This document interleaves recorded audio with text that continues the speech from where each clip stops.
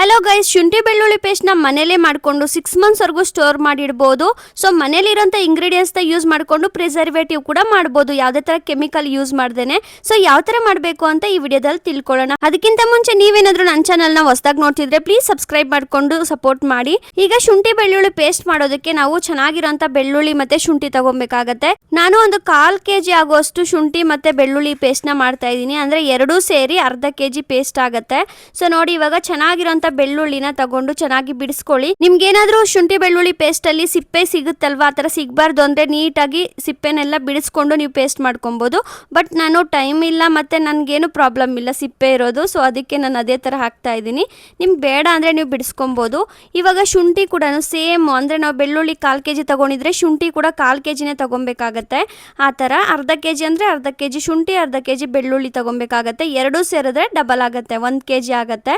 So ಇವಾಗ ನಾನು ಅರ್ಧ kg ಆಗುವಷ್ಟು ಮಾಡ್ತಾ ಇರೋದು. ಶುಂಠಿಯಲ್ಲಿ ತುಂಬಾನೇ ಮಣ್ಣಿರುತ್ತಲ್ವಾ, ಸೊ ಅದಕ್ಕೆ ನೀವು ಒಂದು ಅರ್ಧ ಅವರ್ ಅದನ್ನ ನೀರಲ್ಲಿ ನೆನೆಸಿದೀರಾ ಅಂದ್ರೆ ಈಸಿ ಆಗುತ್ತೆ ತೊಳ್ಕೊಳ್ಳೋದಕ್ಕೆ.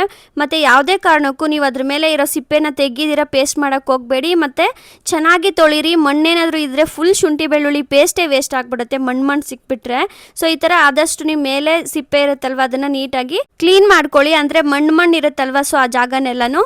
ಇವಾಗ ನೋಡಿ, ಶುಂಠಿ ಮತ್ತೆ ಬೆಳ್ಳುಳ್ಳಿ ಎರಡು ಕೂಡ ರೆಡಿ ಆಗಿದೆ. ಶುಂಠಿನ ಸಣ್ಣದಾಗಿ ಪೀಸ್ ಮಾಡ್ಕೊಳ್ಳೋಣ, ಯಾಕಂದ್ರೆ ನಾವು ಮಿಕ್ಸಿ ಜಾರಲ್ಲಿ ಹಾಕೊಂತ ಇರೋದ್ರಿಂದ ಬೇಗನೆ ಪೇಸ್ಟ್ ಆಗುತ್ತೆ. ಆದಷ್ಟು ಈ ತರ ಮನೇಲೆ ಮಾಡುವಂತ ಶುಂಠಿ ಬೆಳ್ಳುಳ್ಳಿ ಪೇಸ್ಟ್ ನ ಯೂಸ್ ಮಾಡೋದು ತುಂಬಾನೇ ಒಳ್ಳೇದು. ಯಾಕೆ ಅಂದ್ರೆ ಔಟ್ ಸೈಡ್ ಯಾವ ತರ ಶುಂಠಿ ಬೆಳ್ಳುಳ್ಳಿ ಪೇಸ್ಟ್ ಮಾಡ್ತಾರೆ ಅಂತ ನಮಗ್ ಗೊತ್ತಿರಲ್ಲ. ಸೊ ಅವರು ಈ ತರ ಕ್ಲೀನ್ ಆಗಿ ಕೂಡ ಮಾಡ್ಕೊಟ್ಟಿರಲ್ಲ, ಮತ್ತೆ ಪ್ರಿಸರ್ವೇಟಿವ್ಸ್ ಅಂತೂ ಹಾಕಿರ್ತಾರೆ. ಯಾಕಂದ್ರೆ 1 ವರ್ಷ 2 ವರ್ಷ ಅದು ಇರಬೇಕು ಅಂದ್ರೆ ಎಷ್ಟು ಪ್ರಿಸರ್ವೇಟಿವ್ಸ್ ನ ಹಾಕಿರ್ತಾರೆ ಅಂತ ಯೋಚನೆ ಕೂಡ ಮಾಡ್ಬೋದು.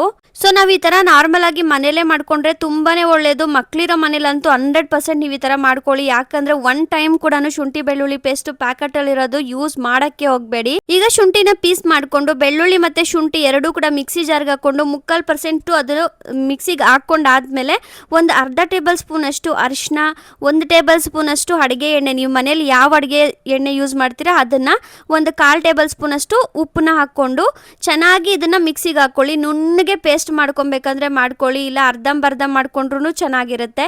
ಸೊ ನಿಮ್ಗೆ ಯಾವ ತರ ಬೇಕೋ ಆ ತರ ಪೇಸ್ಟ್ ಮಾಡ್ಕೊಬಹುದು. ಈಗ ಏನೆಲ್ಲ ಹಾಕಿದ್ವಿ ಇಂಗ್ರೀಡಿಯೆಂಟ್ಸು, ಅರಿಶಿನ, ಉಪ್ಪು ಮತ್ತೆ ಎಣ್ಣೆ.